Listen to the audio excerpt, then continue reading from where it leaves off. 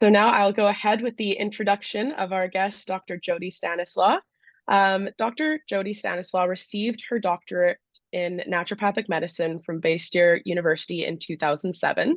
She has been running a virtual consulting practice since 2015 and has extensive experience working with the type 1 diabetes community. Dr. Stanislaw's TEDx talk titled "Sugar is Not a Treat" has over 5 million views. She has also presented at medical conferences on how to use insulin effectively to stay in target range. Dr. Stanislaw has a long history of teaching patients with type 1 how to optimize self-management efforts to reduce the risks of future complications.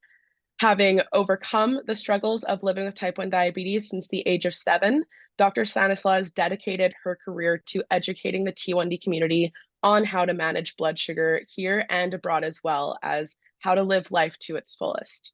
She is here tonight to answer all of your questions about traveling with T1D. Dr. Stanislaw, did you want to add anything else about yourself? Well, I'm just grateful to be here. I love meeting other type 1s, and I'm sure add lots more as I get started. Excellent. Dr. Stanislaw has a 10-minute presentation, PowerPoint prepared for us. So I will hand it off to her now. Okay, great. Well, again, wonderful to see all of these new faces. And I have had a virtual practice helping exclusively type 1s for 10 years now. So I Zoom with clients all over the world, and I love helping type 1. So, all right, so let's get started. Here is, all right. Okay, everybody can see that well? Yes. Okay, so I signed up to go travel around the world September of 19. So you can see what happens if you think about that. The 12 months didn't fully happen, but we've already said this, a little background. I've had type 1 for over 40 years. I was 7.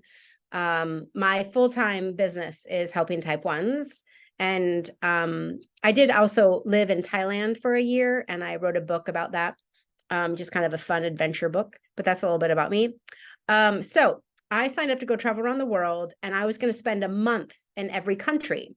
It was a program that was targeted people that work virtually. So there were 30 of us that all met in Split, Croatia on October 1st of 2019.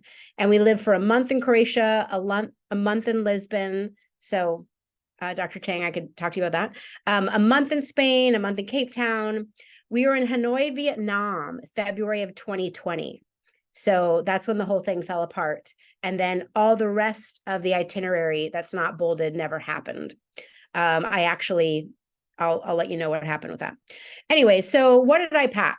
I packed actually 18 months of insulin.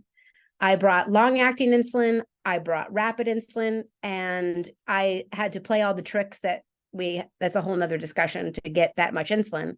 But I carried it with me on every flight. And then when I arrived at my next location, I would actually not put it in the fridge until the next day, because I always put test items in an unfamiliar fridge to see if it's going to freeze them. So I never put my insulin in an unfamiliar fridge. But I carried 18 months with me. Now, I did go to a lot of pharmacies when I went around the world. And frankly, the majority of them would have sold it to me at a very reasonable price of under $100 with no prescription. So now I did not go, I was not in remote places. I was in major cities, Lisbon, Cape Town, etc. So, but I just thought, this is what I need to be alive. So I'm bringing everything with me. So it was in the fridge when I was living in that country for the month. And then it was on my person as I traveled on my travel days on the airplane. I bought hundreds and hundreds of backup blood glucose strips. The Dexcom inserters are so big, I couldn't bring 18 months.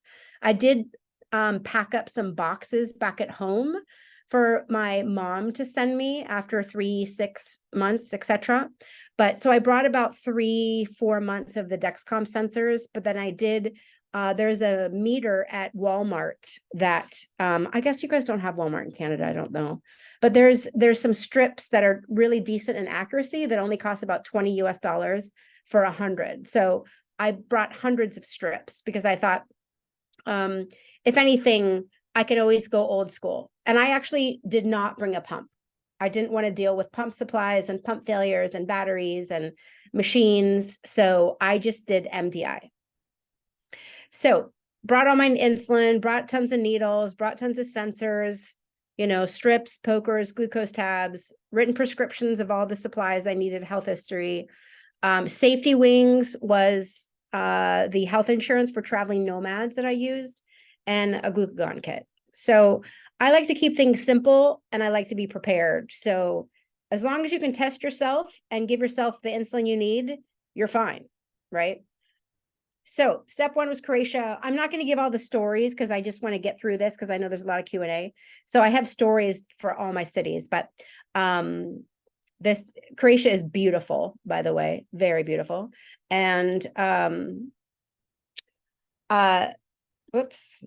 I saw this magazine in a little mart and I was carrying it around and someone suddenly, this magazine is a doctor with a Freestyle Libre on her arm right here. And it said diabetes down here on the bottom. So I was like, oh, cool. They have some diabetes doctor, in Croatia. Well, I met her the next day. So I got connected with her. So that was really cool. Tons of adventures, blue water. This family on the left follows me on Facebook. So they reached out to me. I got to meet them. Then I went and got a massage and saw this girl's Libre. She didn't speak any English, but we had this bonding moment. And so lesson number one is feeling alone. You're not. There are millions of us around the world living with type 1. So then I moved on to Portugal. Very similar to San Francisco with all these trams and all the hills. And it's a beautiful city and lots of beautiful architecture. The upper, can you guys, is the picture of all your faces covering my pictures or no? All good. Okay, because my pictures are covered by seeing your faces. So I didn't know if I needed to move that. So up here, upper right is the view from my office. It was my little apartment that I had. Beautiful. This is down the coast, which is gorgeous. And then they have this famous yellow custard. They're everywhere. These custards are everywhere.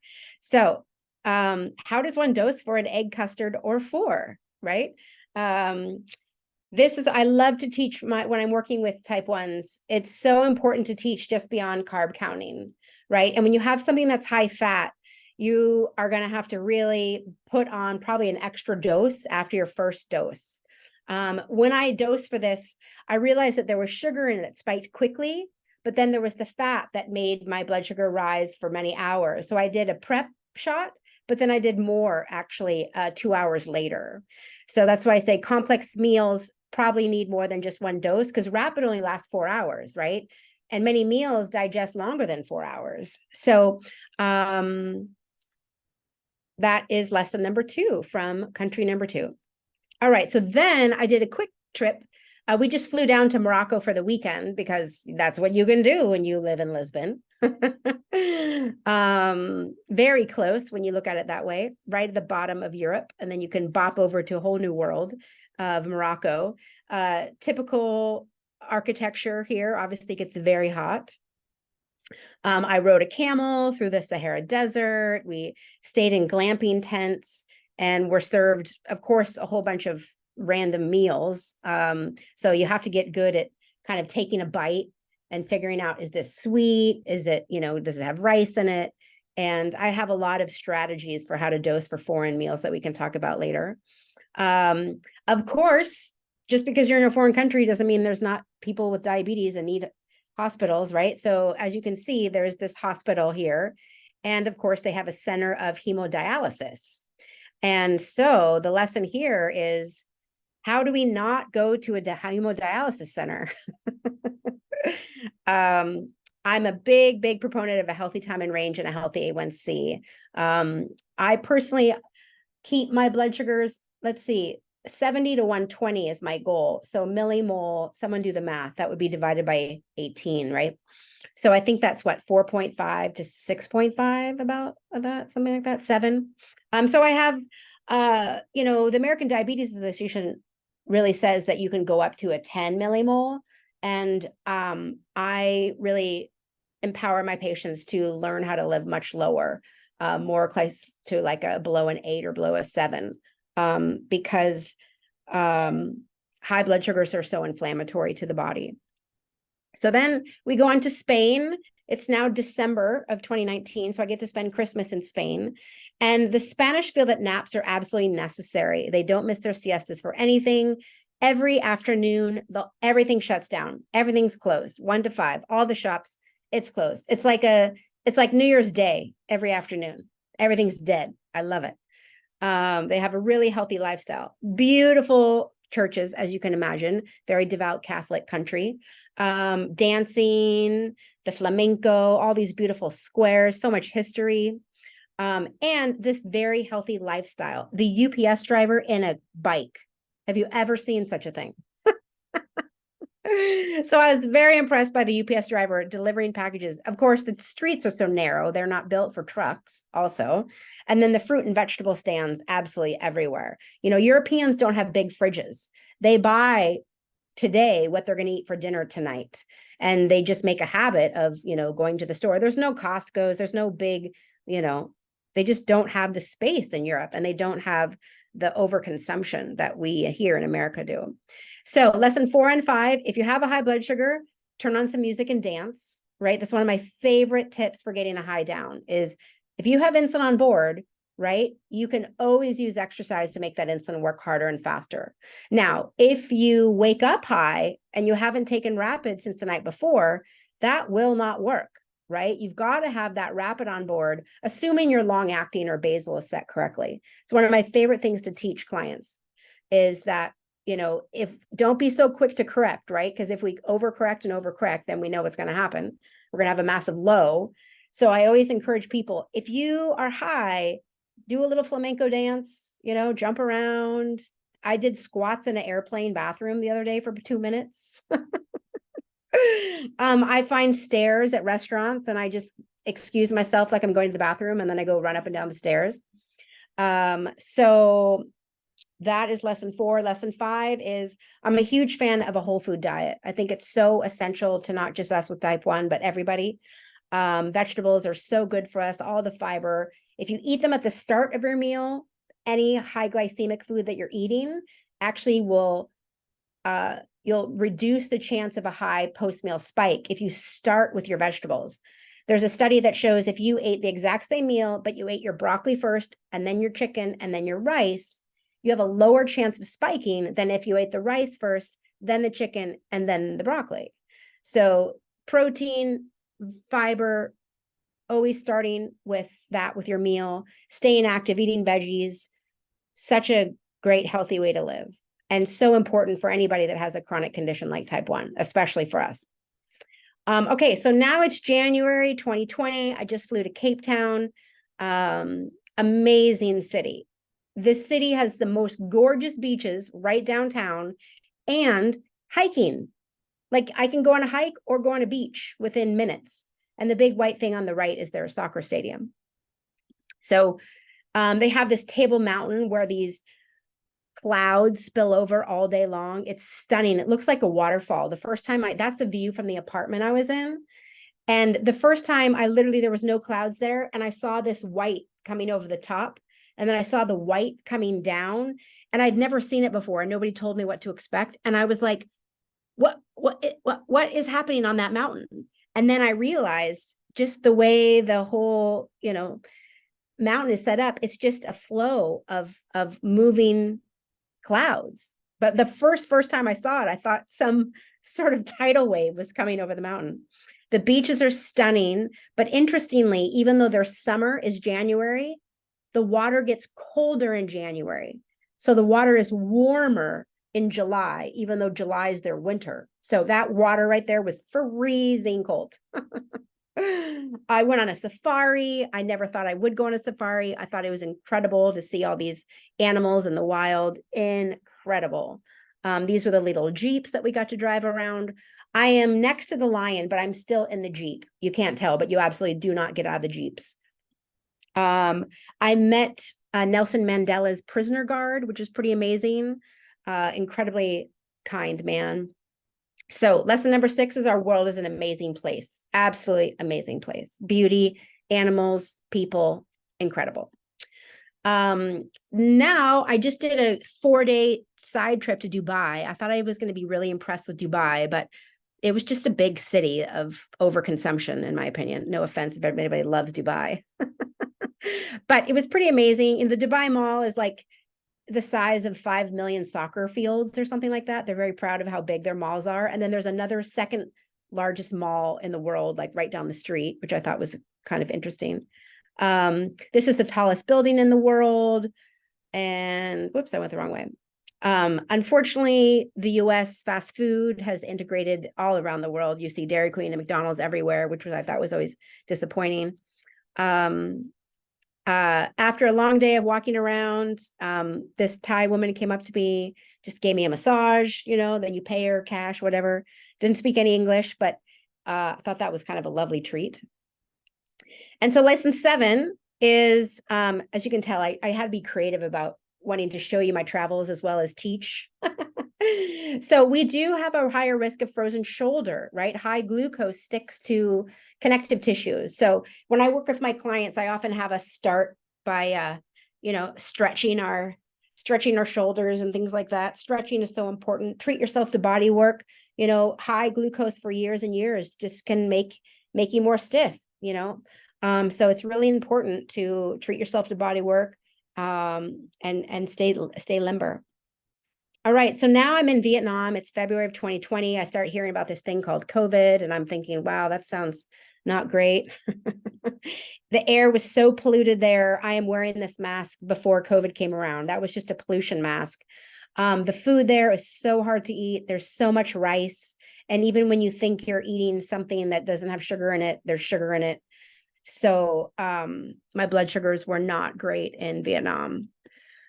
Always pre-dose before high glycemic meals. Stay away from real food when you're low. You know what that means, right? Because you'll want to eat all of it. I'm a big fan of glucose tabs when traveling, but also at home because you always know exactly how much you're getting, right? And 4 grams of carb per glucose tab. And they're not delicious, so you won't overeat them, right? So if I go into a fridge or a store when I'm low, I just want to eat everything. So that's lesson number 8. Now I am trying to sleep at the Singapore airport. I have a very long layover, but the Singapore airport is one of the most beautiful airports in the world. They literally have all of these flower gardens, the sunflower garden, the orchid garden. It's a pretty amazing airport. So lesson number 9, if you're feeling burnout with diabetes, just smell a rose. Literally, like I literally will see a rose and I'll smell a rose at the store, or if it's, summer. I think lately I've been trying to remind myself to just take a deep breath every time I look at my glucose monitor, just to remind me to just slow down, let go of stress, anything like that. I'm now in India. I just flew to India by myself. I left the group. I wanted to go see India because I was so close to it. So now I'm in India by myself, and it's February 14th, 2020. And incredible architecture in India, incredibly kind people. I was on this cleanse. I ate this crazy food. I had to figure out, it took me a day or 2 to figure out how to dose for it, but it was the same food I ate every single day. So that was pretty easy. But I needed way less insulin, even background, because I was eating such a little amount of food that I needed to even take less long acting. So whenever you change diet, activity level, right? If you gain weight, if you lose weight, if you're on a 12-hour flight, if you're on a 16-hour car ride, even short changes in activity level for the day, right? You always need to adjust. So then COVID hit, and I thought, well, I'm not ready to go home yet. And if I want to be outside, but my family's praying that I'm in the US, I'll go to Hawaii. So I moved to Hawaii. So now COVID, the world is shutting down, and I'm in Hawaii. So summary of lessons: we are never alone. Learn how to dose beyond carb counting. It's so important to understand fat and protein and big meals.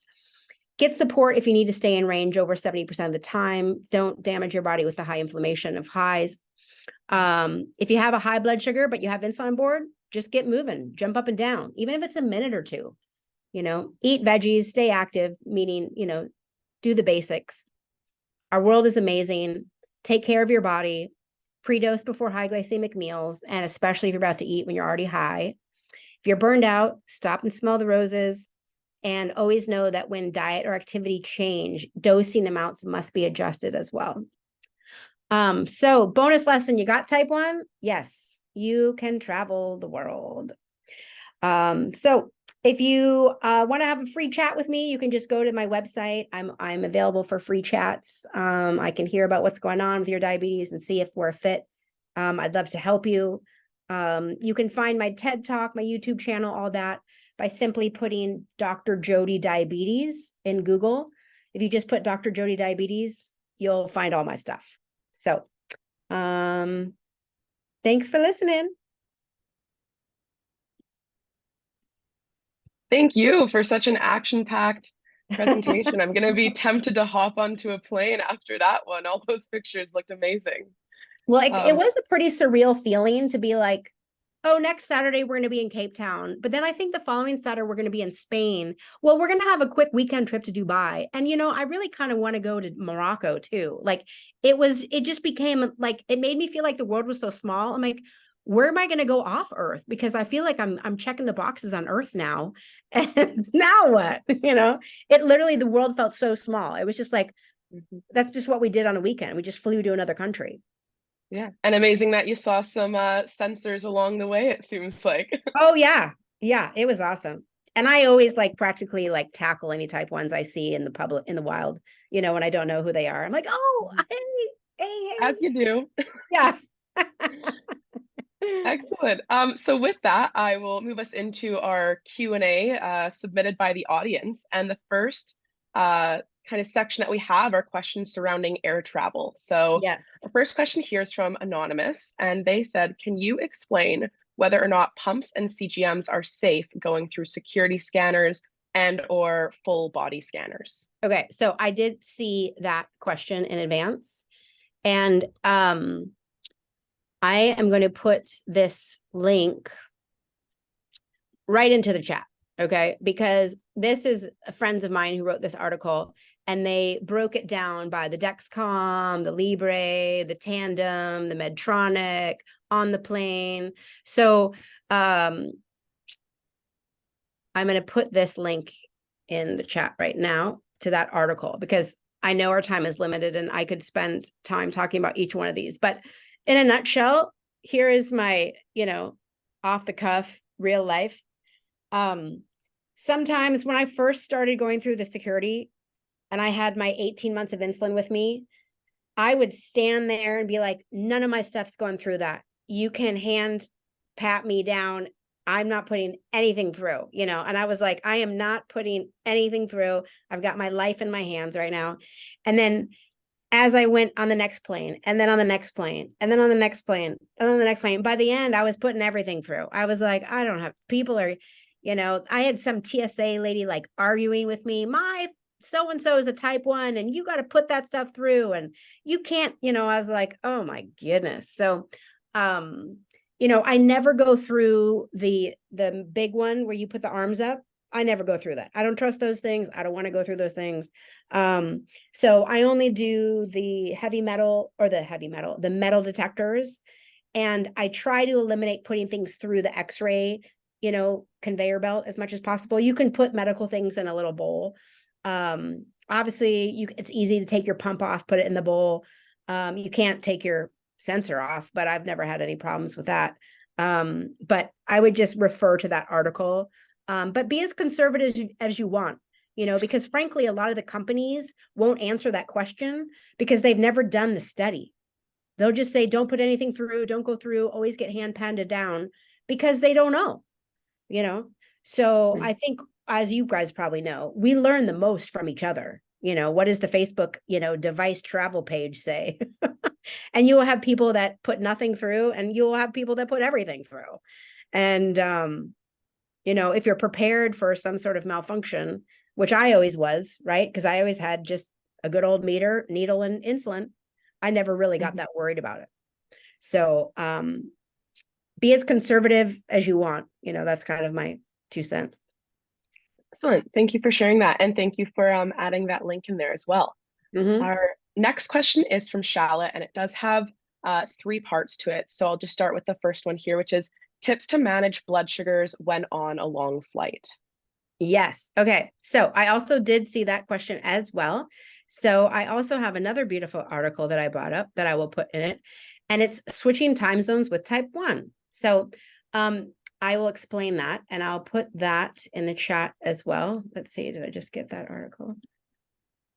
Because there is, it's not just managing your blood sugar sitting on a plane, but it's also, of course, time zone changes, which is really, I think, the question. But before I go into time zone changes, it is important to know that when you are sitting for longer than you normally sit, your insulin's going to work slower and you're going to be less insulin sensitive. So if you're trying to correct a high and you're on a 3, 4, 5 hour plane, it's really dangerous to correct and then wait 3, 4 hours and correct again, because that first correction is going to work 10 times slower because you're literally not moving. So I make a big point to get up as much as I can on planes and do squats in the bathroom. I march in the bathroom. I swing my arms if it's big enough. I tap my feet and tighten my body and relax and just get some circulation going. If I'm trying to reduce a high, because the insulin, I call it the baggage claim low. I'm not very patient when it comes to highs. That's why I like to be active right away. But if I correct and then I correct and then I correct and it's not coming down, guess what happens when we arrive? I pick up my bags, I'm carrying my bags, I'm going up the hill, I'm going down the stairs, I'm running, I'm going, I'm going to have a massive low, right? All that movement is finally going to kick in that rapid. And now it's all going to tank, right? So just be wise and patient. I bring all my own food with me on planes. I bring peanut butter and celery. And sometimes I have to talk the TSA guys into letting me use peanut butter because they say it's liquid. And I just say, well, I'm a type 1 diabetic and this is my pre-planned meal plan. I've already, calculated my insulin to, I need, this is my medical food plan, but I also travel with chia seeds, chia pudding. I make chia pudding all the time, and you can do hot water with chia seeds to make it get fat fast. And I put some cocoa powder and stevia in there, and then boom, in a coffee cup, I've got my chocolate chia pudding. So I generally don't. I think it's really smart to bring all your own food. Your backups, bring your nuts, your protein bars, your celery and peanut butter, your chia seeds, whatever. I never just expect to eat whatever I've been given when I travel. Even when I was traveling around the world, if I was going to some weird dinner thing, I generally, because mentally I need to feel safe. If I show up at a meal and it's like spaghetti with garlic and Pepsi, garlic bread, and I'm like, I'm not going to eat spaghetti and garlic bread and Pepsi for dinner. Like that would, and then I would feel really, so I always travel with something in my pocket, a protein bar or something, especially on a plane, because the last thing I want to do is eat a bunch of carbs and then sit sedentarily and see my number just rise, right? That's no fun. So just realize, bring your own food on a plane, stand up and move when you can, be patient when you're trying to correct. But when it comes to time zone changes, there's a lot of ways to do it. If you're traveling from the US or from our continent to Europe and go west, and if you're on long acting insulin, you might want to dose your long lasting a few hours earlier than normal. And then when you arrive, you just dose it a few hours, 2 to 3 hours later than normal. And then if you're going backwards, if you're going back west from the east, then it's the opposite. Then you would inject it later when you leave, and then when you get back, then you would also inject it later, right? Because we're trying to either stretch the day or shrink the day, right? If your day is already stretched, then you kind of want to shrink your insulin. Now, realize you just have to be on your toes in that period. And if you're on a pump, most people just, the day they arrive, they change the time. So it does take your body a day or two, maybe 3, to adjust to those, back to those hormonal rhythms, because we all have a higher need for insulin first thing in the morning, right? Because of the cortisol, the dawn phenomenon. But now your time zone is going to be all weird. So your first day or two of that basal rate is going to kind of mess you up, because it's peaking in your old morning time, but your new morning time is not peaking, right? So you just have to be on your toes. I mean, hopefully, I don't know how many years a lot of you guys have had type 1, but one of the things that I work with patients on is really getting the confidence to make minor adjustments. If we're all just using our insulin to carb ratio and our correction factor and using the basal rate that we were given, years ago, that's pretty limited. I really empower people. It's kind of like we're all sailor captains of a sailboat. If you're a captain of a sailboat, you know how the sails work, you know how the engine works, and you know how the boat moves. But if you don't know how to make adjustments based on changes in the weather, you're not going to do great, right? So I think it's so important that all of us know how to make adjustments based on changes in the time zones, right? So obviously you're either going to overlap and increase your risk of a low, or not, the opposite, and have a higher risk for a high, right? Especially at those of you on shots. So you're just going to have to, if you're on a pump, I recommend just getting on the time zone. The second you get there, change the clock to match, but be on your toes. You're going to have risks for highs and lows that are out of whack. Now, basal rates are only what, they're generally less than a unit per hour. So at worst, you're going to dose by 1 unit too much, right? So be prepared for that. Be prepared to have the glucose around for what a 1 unit overdose low would look like, right? But if any of you are actually traveling and this is a fear of yours, I think it's important to talk to your medical provider. You can have a call with me or something, to really get your strategy down. But the reality is you're going to have to expect some winging it. You're going to have to expect a little bit of going low or going high, because there's just that 2 to 3 day adjustment period when your body clock is changing, right? Your morning hormones will start peaking in the morning, probably on day 2 or 3 of the new time zone, but not day 1, right? So my job for you guys is to really, if we work together, to build your confidence to manage those adjustments. I might go a little high here, I might go a little low here. How do I deal with that? Excellent. Thank you, Dr. Stanislaw. For our sake of time here, I will lump part 2 and 3 of this question into one, which I do feel that you kind of covered in what you've just mentioned, but it's how does jet lag affect blood sugar management, and any tips to manage sugar levels when in jet lag, and then tips on navigating airport security. Well, I think I already covered those, didn't I? Yeah. Yeah. If you're concerned about security, have as many doctor notes, and you could have the doctor say she has to have peanut butter with her, or have the notes so you have proof that you need everything. I've never been bothered by all the needles in my bag. I've never been bothered by that. But have whatever notes you need at TSA. Be as conservative as you need at TSA and put nothing through if you can, right? And then the jet lag, I'm just going to have that answered by the, what I just explained about changing time zones. Excellent. Thank you. And I will, Charlotte, if you're in the call and wanted to follow up at all, feel free to unmute. I'm going to take a quick correction right now. All right. Our next question here is surrounding time zones. And feel free to take the correction as it's going along.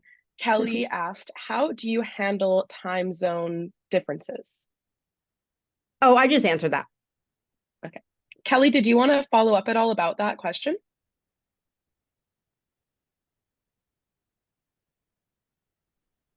Hi, thanks. No, I think you answered that really well. And that's what I did. I traveled through Europe last year and I always changed my device to the time of the country that I was in, and it worked pretty well. Yeah, it's nothing. I always say in diabetes, 80% is the new A plus. Oh, good. I mean, Okay, then I was A plus. yeah, because perfection with diabetes is, I don't know anybody. I'm supposed to be the perfect diabetic and I don't have perfect numbers, like. No, no. Yeah, thank you. Yeah. Our next question here is from Denise, and they are wondering about sensor alarms on planes and in other countries. I wouldn't adjust them at all. You need them for yourself, and everybody's used to things beeping these days. So keep your alarms on. If that's Denise, did you want to follow up at all about that that's the question? question.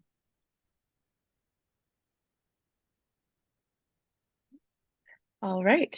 The next topic that we have here are questions surrounding insulin. So Anonymous asked, when is it best to inject Tricep mornings or evenings? Oh, And yeah. because Tresiba doesn't have half unit settings, I alternate between 5 units, one, and next day 6 units. Is that okay? Yeah, Tresiba is a once a day and it's pretty flat, unlike like Lantus and Levemir and things like that. So they used to dose Lantus and Levemir at night because they did kind of have a peak, if you will, at 8 hours. And we all need a little bit more insulin in the morning. So Tresiba, it doesn't matter if it's morning or night. And, I love that you figured out your one up, one down thing, because the answer is if you're having flat, if it's working for you, it's working. That's one of my favorite things to teach people is people are like, is it okay if I do that? I'm like, what are your blood sugar levels doing? Are it okay? Well, whatever you did. I mean, the ultimate is like answer to that. Can I do this? Is what is your blood sugars doing? Right? If the blood sugars are good. Now, I do test people when they're on shots. I actually prefer shots. I rarely am on a pump. But most of my patients are on pumps. But I think it's super important that everybody tests their long acting or basal rate, and how you do that is you, as early as and small of a dinner as possible, 5 o'clock, small dinner. And so by bedtime, you haven't eaten for hours, you haven't bolused for at least 4 hours.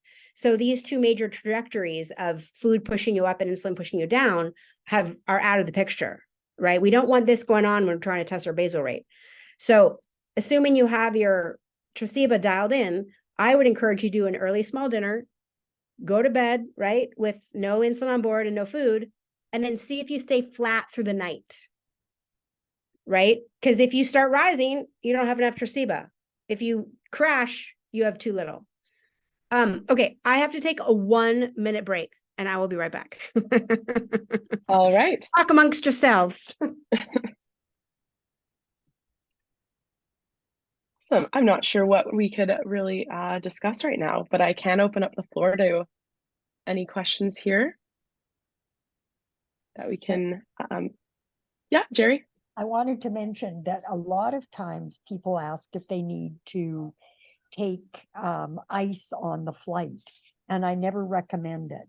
You carry all of your insulin on your person the way Jody mentioned, but you don't need cold packs and ice packs, etc., for the plane ride. There are also some Tetra packs or some packs that you can buy where you soak the pack in water for 15 minutes, and then you can put your insulin pen in for travel.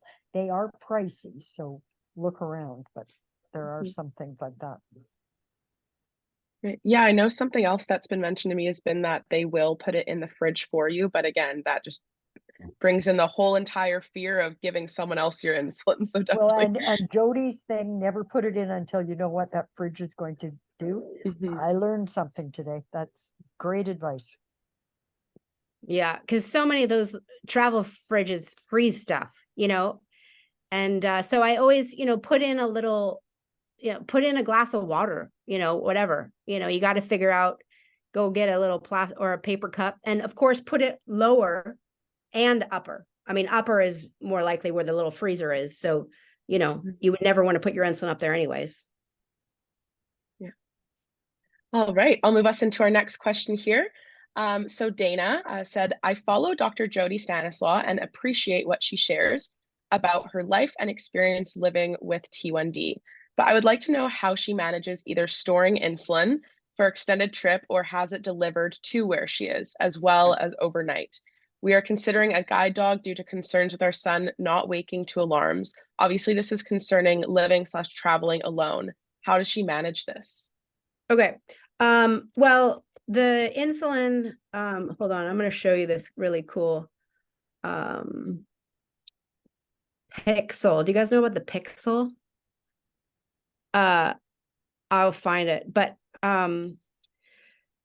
two different questions. All my backup insulin's always in the fridge. My whatever I'm using is on my person. There are so many articles. There's this article out there now. I can put the link in the chat as well. That our insulin is a lot more heat stable than we've kind of been led to believe. I was the whole time I was in Morocco in the Sahara Desert, I didn't have my insulin on an ice pack. It was just on my person in my purse. I lived in Thailand. I lived in Hawaii. I never carried an ice pack with me. So from my experience, the insulin is much more heat resistant. Now, I've never put it in a microwave. I've never put it in a car that was 100 million degrees for hours. It's just near me, right? Well, if I'm on the beach, I put a white t-shirt over it. I personally I'm not that worried about heat, and I have the article that talks all about this that I'll put in the chat. But I do not want it to freeze. So I think somebody asked about sub-zero temperatures. So how do people with sub-zero keep insulin? When I ski, my insulin is always in my inside pocket, of my jacket. So it's in my person. You don't have sub-zero freezing when it's next to your body. And worst come to worst, you can always get one of those, those heat packs. You open up the package and then you shake the little things, and you have a little 5 hour or however long they last, little heat packs you can wrap around and put it in your inside your jacket. So getting too hot, I'm not as worried about. Just don't do something obvious. Getting too cold, just keep it next to your person. And then what was the other part of that question? We are considering a guide dog due to concerns with our son not waking to alarms. Right. Obviously, this is concerning living, traveling alone. How does she manage this? Yeah. Okay. So there is this great alarm clock that you can get. I guess I do. This is a great article. Why is it? Oh, here we go. Okay. 10 hacks to avoid sleeping through your alarms. And one of them is this Pixel alarm clock. It's still loading. So 10 hacks that make it virtually impossible to ignore. So I'll put this link in the chat. But my favorite one is this Sugar Pixel. That's what it is. It reads the number just like through Bluetooth, just like your Dexcom receiver or Libre receiver does. And it makes super loud alarms, and they're different every time. So it totally changes it up with every alarm. There's no consistent same thing. And the volume is very loud. So use Sugar Pixel for hard to wake teens. There's vibration alerts for hearing impaired. But the world's first dedicated CGM hardware monitor with random tone generation, vibration alerts, customizable display options. So this is a really great solution to travel with. I wake up, and so I've lived alone and traveled alone for so many years that I know that freaks some people out, but I have so much confidence in my blood sugars and so much confidence in my long-acting insulin. And, if I'm ever worried about an overnight issue, I generally won't eat dinner. And the reason why is because if I don't have to introduce any rapid insulin, my chance of going low overnight is almost zero, right? I'm very confident my long-acting dose keeps me flat. I can sleep at 4.5 flat. if I don't have any dinner in me and thus no rapid in me. Like, I'm fine. I'm not gonna drop because I'm so confident in my long acting. As soon as you introduce rapid at dinner, then the game's on for how high or how low you're gonna go, right? How long is your meal gonna digest? Did you give yourself enough insulin, too much insulin? So if you're ever worried about, going low at night, ironically, I say skip dinner. Ironically. But what you're really doing is you're skipping your mealtime, your dinner dose, right? Now, don't take my word for it, right? I can't give anybody medical advice right now. I'm just sharing what I do. But I'm never worried. I don't have to skip dinner, All right. I will see if Dana's in the chat. I'll give them a moment if they'd like to unmute and ask any follow-up questions surrounding that. All right, I'll move us into our next question here, which is from Anonymous. And it is, do you recommend the For All Family insulated cooler for carrying insulin bottles / vials on trips? I saw it advertised on the internet. I kind of already answered that one. I have, what is it called? I have one of those things that I packed with me, around the world. And I don't think it ever got out of my suitcase, actually. Here is, I just found this other really cool article.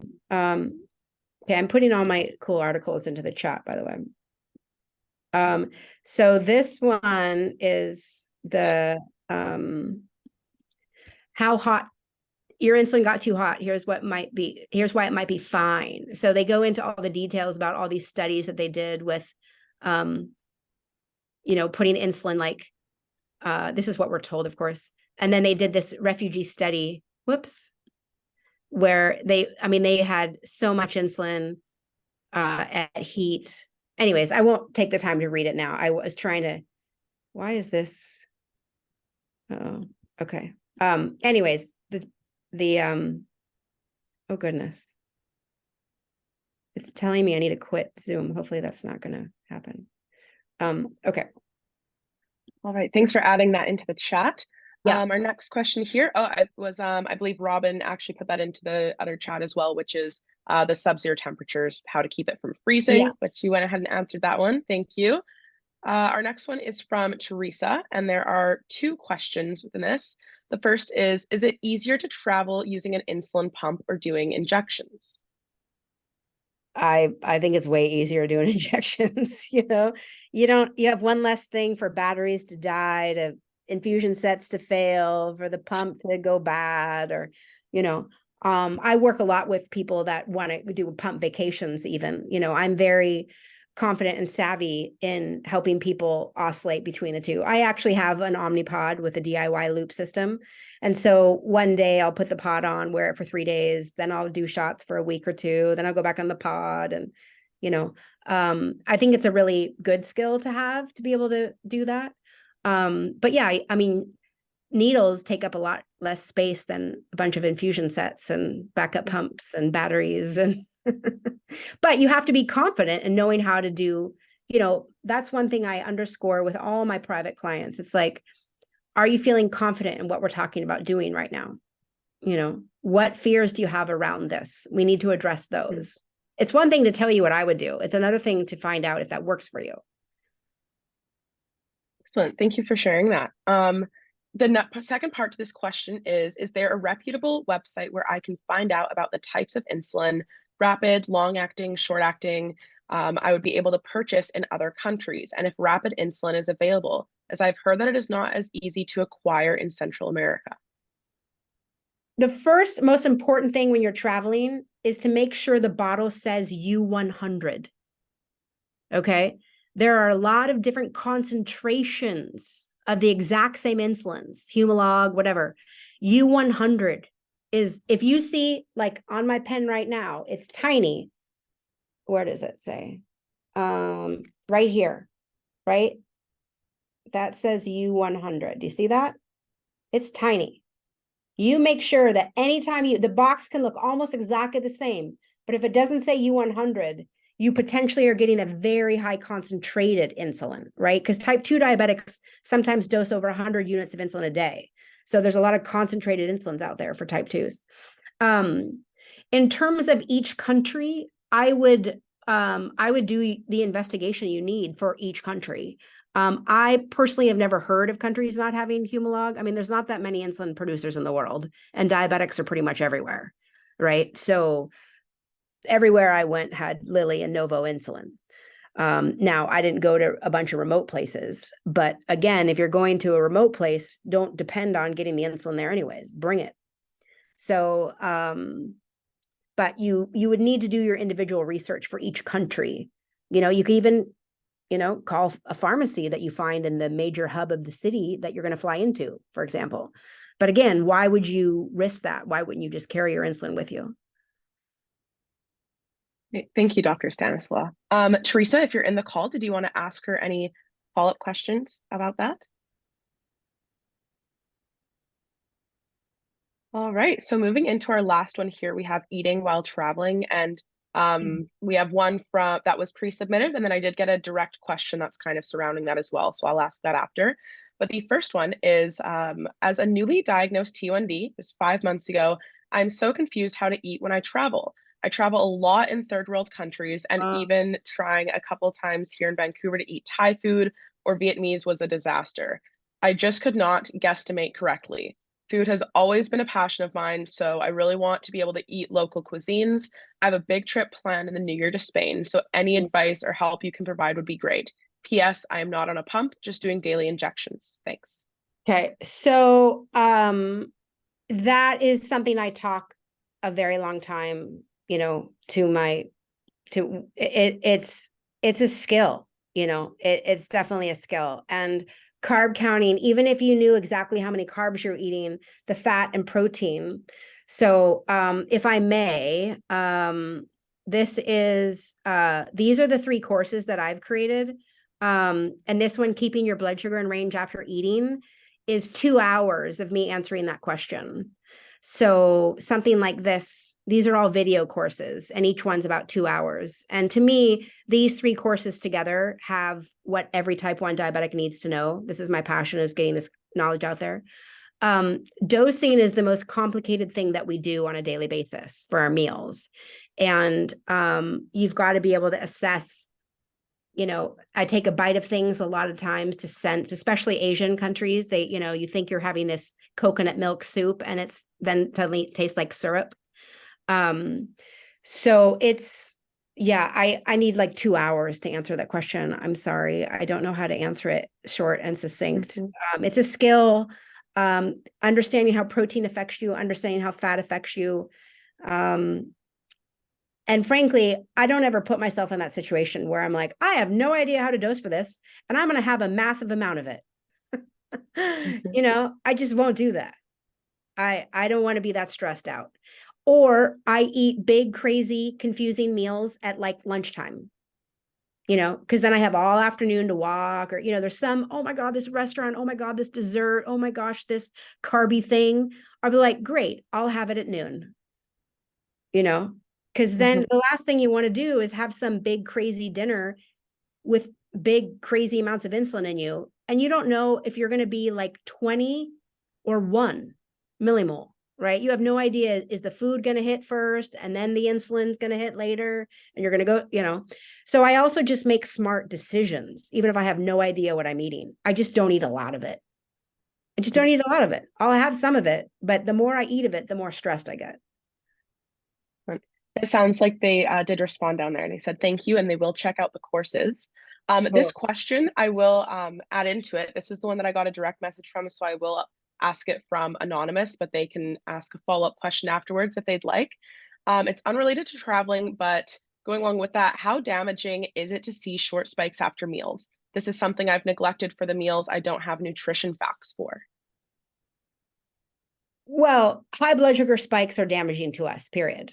And if we do them for years and years and years and years and years, that's 100% what causes, well, I can't say 100% of anything with diabetes, but I can't qualify or quantify, you have one spike and when I work with patients, I just, our goal is to stay in range as much as possible. Spikes are damaging, right? We know that. We know through the DCCT trial, the Diabetes Control and Complications trial, it was very, very well documented that the better our blood sugar levels are, the lower our chances of retinopathy, neuropathy, all of the opathies, right? So I can't quantify how bad one spike is, but your overall goal should be to reduce them as much as possible. Now, having said that, I've had type 1 for 43 years, and I'll show you what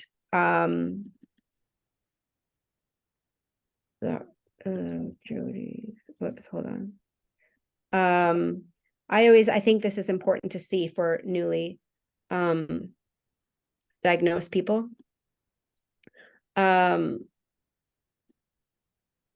This is an average day for me for probably 10 or 15 years of my childhood.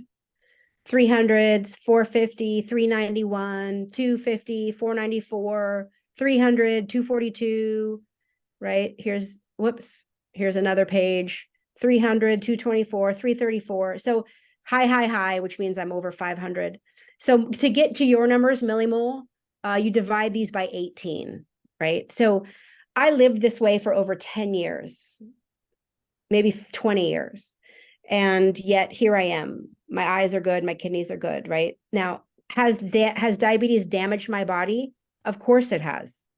It's absolutely inevitable that it has. I've had diabetes for 43 years, right? All of us have, but life damages our bodies, right?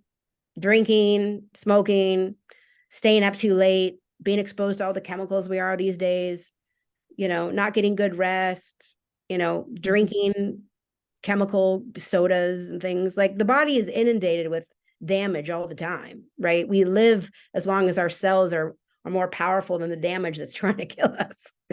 So I always try to normalize this for newly diagnosed people, because I'm like, look, it's another layer of damage that your body's already used to dealing with in a sense. I mean, obviously don't quote me on that, but we all have damage. The body's used to having to recover from damage. That's why we get tired every night before we go to bed. Damage has happened, and we recover by sleeping. Having said that, I don't want anybody to not try to get their highs down. Every single day, every single year, it's cumulative. So, if you're having lots of highs, that's the bigger problem than how damaging is a 1 hour high after dinner or something. My goal for everybody is to have A1Cs below 7, if not 6.5, because that's where the complications stay pretty flat. But as soon as you above 7, the risk starts going up. Great. Thank you for that response. Was that the whole question? I feel like there was another piece I didn't quite get. That was the question. It was they didn't have the nutrition facts. So they've been neglecting this part of it of seeing those short spikes after meals. Oh, I see. Yeah. So, well, my favorite thing to do after a meal is to go on a walk. If you need your insulin to work faster, just go on a walk, 5 minutes, even 10 minutes. That is the best way to get your insulin. Insulin is slow, right? Food is fast. So I see someone said, how did I get so much insulin and needles before I travel? Well, needles, at least in the US, we can buy as many needles as we want. So that wasn't a problem. A little trick that I've done is you say, now I kind of feel guilty saying this, but can I just be Jody at this moment? I'm just another type 1 in the world. I have my doctor write the script that I take 100 units of insulin a day. I only take about 25 units of insulin a day. But then your quote 1 month comes into your 1 month supply is actually 4 months supply. So I think I did that for a year or two. And so I got plenty of backup, because the pharmacists and the insurance companies have no idea what a normal dose is for type 1, especially when all the type 2s are taking over 100 units a day. So I just say that I take 100 units of insulin a day, and then I get 4 times the amount of insulin I need. But you got to prepare in advance. That takes time. You got to start early. So, yeah. Well, like I said, if anybody wants to have a chat with me, please go to my website. And you can also, I'll just put my email in the chat too, because I don't have my full calendar on that. It's just Dr. Jody Stanislaw, which is my name, Dr. Jody Stanislaw at Gmail. I hope I spelled it right. There we go. Yeah. No, is that right? Yeah. I don't have my glasses on. So. Anyways, yeah, I would love to, if anyone is interested in learning more about being a private client, like I love meeting new type 1s and helping. So. And it looks like we have wrapped up our Q&A here. Sorry for going a little bit over. Oh, and I see Dr. Tang's joined in as well, if you'd like to say anything before our closing remarks. Oh, Caleb, you did an exceptional job. And Dr. Jody, thanks for coming. I learned so much. And so I'm hoping that everyone else did as well. My only last comments is if you want a topic, if there's something you want to hear on our huddles, just let us know. Email me directly or Soraya or anyone on the team and let us know what you want to talk about, because we'll find a guest that is an expert on that topic. So I want to thank Dr. Jody again. You're so awesome. I think you're, not only do you have a wealth of information, but you convey it in such an engaging way. And your PowerPoint was amazing. I think want to emulate your life. When I go to I'll probably do all the other 10 countries that you went to. Yeah, right. If you want to talk about Lisbon and, there's so much around and you got to go down south and see those, the seaside and fly to Morocco. Like I have a tour guide that'll pick you up at the airport. I will definitely follow up with you. Yeah. So thanks everyone for joining and taking out of your time. And we'll see you in a month. Cool. Bye. Thank you. Bye now. Bye.